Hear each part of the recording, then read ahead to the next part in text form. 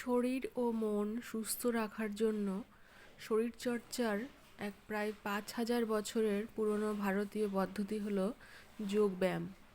এটির লক্ষ্য সুস্থতা অর্জন করা বিভিন্ন মানসিক এবং শারীরিক ব্যায়ামের মাধ্যমে।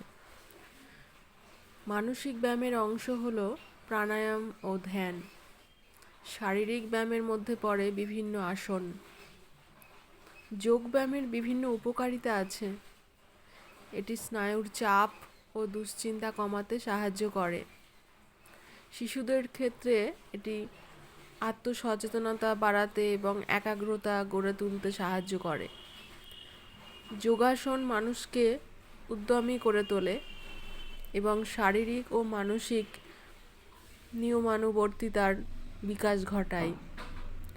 যোগাসন শারীরিক সতেজতা অর্জন করতে সাহায্য করে।